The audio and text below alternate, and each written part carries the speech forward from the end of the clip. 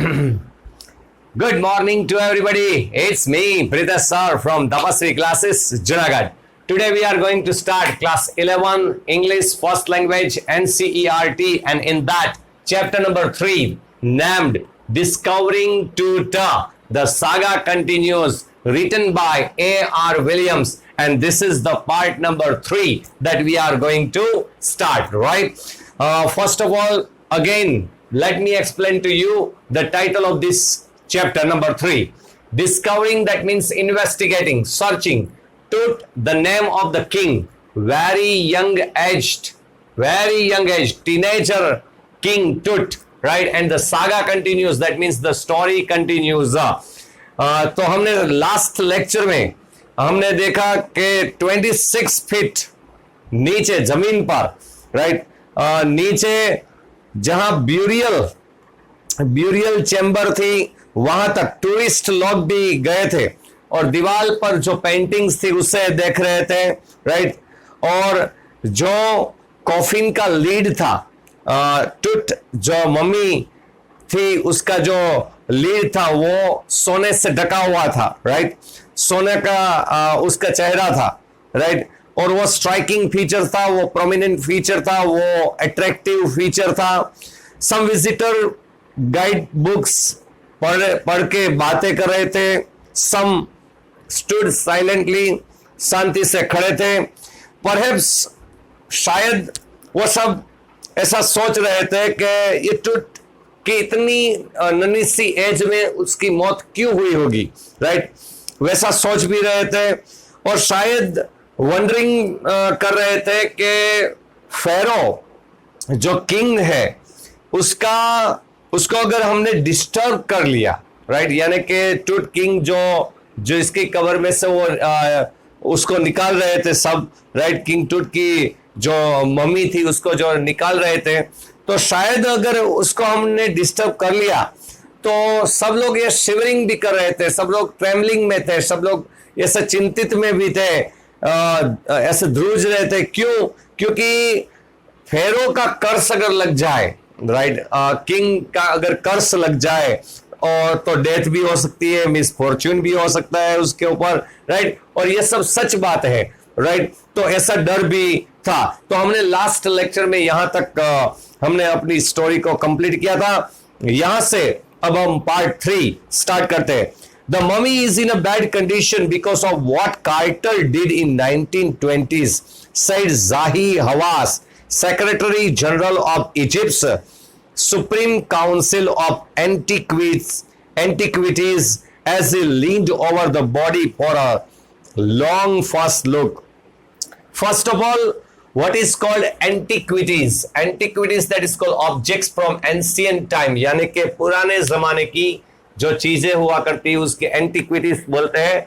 लेकिन यहां तो एंटिक्विटीज पूरा नेम है एक काउंसिल का, राइट। तो जाही हवास कौन है? पहली बात तो ये, वो जनरल सेक्रेटरी है किसका? तो क्या Egypt supreme council of antiquities है, उसका जनरल सेक्रेटरी है। उसने क्या कहा कि मम्मी की जो कंडीशन है, राइट, वो बहुत बैड है। क्यों? क्योंकि कार्टर नाम के जो पर्सन थे उसने 1920 में जो उस मम्मी के साथ किया कुछ तो, राइट। तो उसके हिसाब से वो कार्टर ने कुछ तो किया होगा, इसलिए इसकी बैड कंडीशन है, राइट। जैसे ही उसने lean over the body for a long first look, पहली दफा उस मम्मी को देखने के लिए वो अपनी बॉडी को ऐसा लीन झुकाकर जब उसने देखा मम्मी को, तभी उसको पता चल गया था कि ये मम्मी की ये जो डेड बॉडी है टूट की, राइट, जो प्रिजर्व रखे वो मम्मी की जो डेड बॉडी है, जो टूट की जो मम्मी है, उसको वो बैड कंडीशन में है, उसको पता चल गया। और ये जो कार्टर है, पूरा नाम बताया है Carter, Howard Carter, that is was the British archaeologist who in 1922 discovered Tut's tomb after years of futile searching. Futile यानी useless, without having results. कितने सालों तक ये हावर्ड कार्टर है राइट। उसने सर्चिंग किया टूट की मम्मी को ढूंढने के लिए, लेकिन कितना सर्चिंग करने के बाद ये ब्रिटिश आर्कियोलॉजिस्ट ने 1922 में टूट्स टूम को ढूंढ निकाला, राइट, ढूंढ निकाला। और its contents though hastily ransacked in antiquity were surprisingly complete. Hastily यानी स्विफ्टली यानी स्पीडली, रैनसैंक्ड यानी सर्च और go through a place to steal और डैमेज समथिंग, यानी स्विफ्टली स्पीडली ये सर्च करके, राइट, एंटिक्विटी को, यानी कि एंटिक्विटी यानी ओल्डनेस को, ये ओल्ड मम्मी जो किंग टूट की थी उसको सर्च करने के लिए ऐसे भागम भाग किया, हास्टिली सर्च किया, राइट, ये ओल्डनेस को। फिर भी इट्स कंटेंट्स, उसके अंदर जितने भी सामान थे वो कॉफिन में, राइट, और ये जो किंग टूट की जो जितने भी सामान थे उस कॉफिन के अंदर सरप्राइजिंगली कंप्लीट थे, यानी कि एक भी सामान उसका कंटेंट्स उसका मिसिंग नहीं था, right. They remain the richest royal collection ever found and have become part of the Feroz legend. जो फेरोज लेजेंड होते हैं, जो किंग का जो लेजेंडरी होता है, और उसके हिसाब से जो रिचेस्ट रॉयल कलेक्शन जो उसकी कॉफिन में, उसकी टूम में जो डाला गया था वो सब वैसे ही था, राइट, कुछ फर्क नहीं पड़ा था, वैसे ही सब कुछ था। Stunning artefacts in gold, artefacts यानी कि man made objects of historic and cultural interest. तो जो गोल्ड का बना हुआ आर्टिफैक्ट्स, स्टनिंग आर्टिफैक्ट्स, राइट, वो देयर एटर्नल ब्रिलियंस, वो ऐसे ही फॉर एवर ब्रिलियंस, राइट, ऐसा ही ब्रिलियंट था। मीन टू गारंटीड रिसरेक्शन, यानी वो तो ऐसा लग रहा था कि वो गारंटी दे रहा था कि रिसरेक्शन यानी return to life after death, यानी कि फिर से वो टूट की जो मम्मी थी उसका जो लुक था, उसका जो सब कुछ ऐसे ही बना हुआ था, तो ऐसा लग रहा था कि डेथ के बाद वो फिर से जिंदा हो जाएंगे, ऐसा ही लग रहा था। Caused a sensation, sensation means excitement, right, और ऐसा माहौल ऐसा बन रहा था कि जाने के वो फिर से जिंदा हो जाएंगे, ऐसा लुक लग रहा था। तो सेंसेशन मच जा रही थी, राइट, एक्साइटमेंट हो रहा था at the time of the discovery, ये डिस्कवरी हुई तब। And still get the most attention, और सबकी अटेंशन वहां ही लग रही थी। बट टूट was also buried with everyday things he would want in the after life.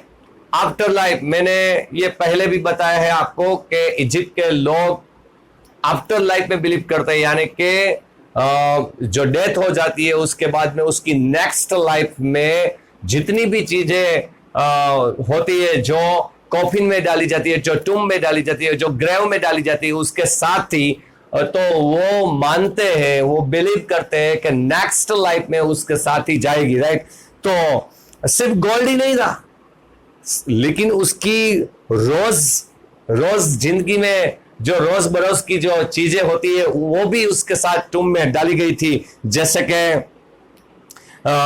Everyday things, जैसे कि बोर्ड गेम्स थी, ब्रॉन्ज रेजर था, लिनेन का अंडरगारमेंट्स था, cases of food and wine भी थी, ये सब उसके टॉम में डाला गया था, और वो सब ऐसे ही था।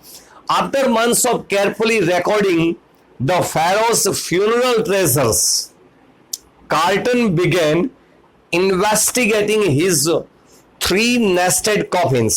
फ्यूनरल ट्रेजर्स यानी कि जो फ्यूनरल हो जाता है, डेड बॉडी को कॉफिन में डाल के, टूम में डाल के, जो उसके साथ जो ये सब ट्रेजर्स, ये जो खजाने हैं, जो गोल्ड है, जो सिल्वर है, जो ज्वेलरी है, जो एवरीडे थिंग्स है, वो सब डाले जाते हैं। तो ये फ्यूनरल में वो सब ट्रेजर जो खजाने डाले जाते हैं उसका केयरफुली रिकॉर्डिंग किया गया कार्टर ने रिकॉर्डिंग किया और उसके बाद में कार्टर ने जो 3 नेस्टेड कॉफिन्स था, 3 नेस्टेड कॉफिन्स यानी कि छोटा कॉफिन, उसमें डेड बॉडी को यानी कि मम्मी को रखा गया, इस कॉफिन को उसके बड़े वाले कॉफिन में डाला गया यानी दूसरा कॉफिन, और उसके बाद में उस दोनों कॉफिन को उससे बड़े वाले कॉफिन में डाला गया यानी तीसरा कॉफिन, यानी 3 नेस्टेड कॉफिन था, राइट।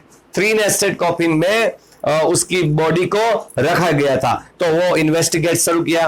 ओपनिंग द फर्स्ट ही found a shroud adorned with the garlands of willow, olive leaves, wild celery, lotus petals, and cornflower syrup. The faded evidence of a burial in March or April. Opening the first, shroud means cloth used to wrap a dead body. Shroud means a cloth used to wrap a dead body. जो dead body को बांधते हैं उसका जो कपड़ा होता है उसको श्रॉड बोलते हैं। वो एडॉन किया गया था यानी कि डेकोरेट किया गया था, वो ऐसे ही था, देखा तो वो गार्लैंड से सजा हुआ था।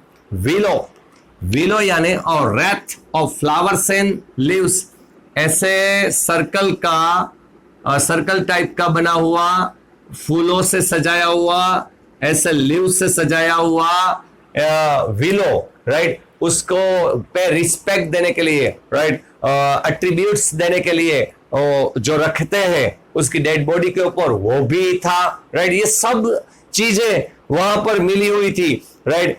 जैसे कि ऑलिव लीव्स था, वाइल्ड सेलरी थी, लोटस पेटल्स था, कॉर्न फ्लावर्स, वेजिटेशंस, फ्लावर्स, ये सब थे वहां उसकी मम्मी के ऊपर जो रखे गए थे। तो ये फेडेड एविडेंस था, ये एविडेंस था कि ये ब्यूरियल प्लेस पर ये सब चीजें ये बताती थी कि इसका ब्यूरियल है वो मार्च और अप्रैल मंथ में हुआ होगा, right.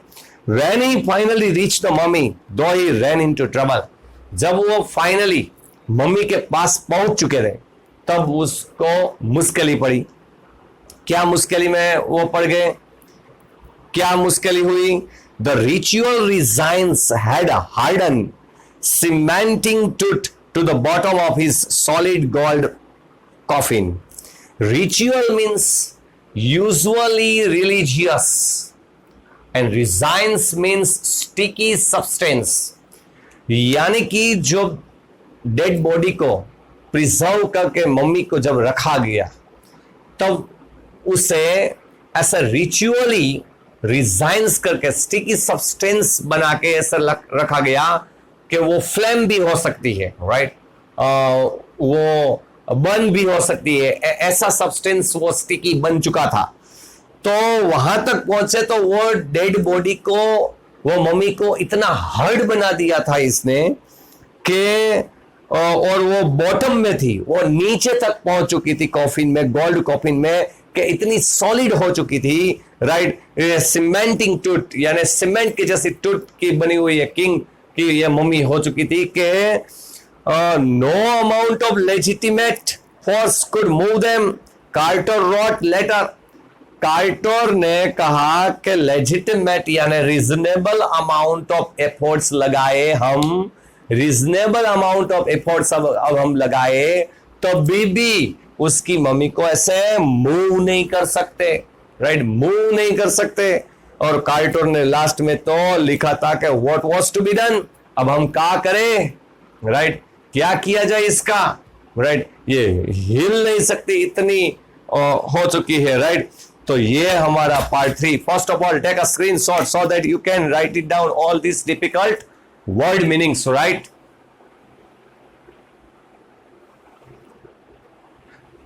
Now here we complete our part number 3, right? And we will meet again in the part number 4. Okay, have a nice day.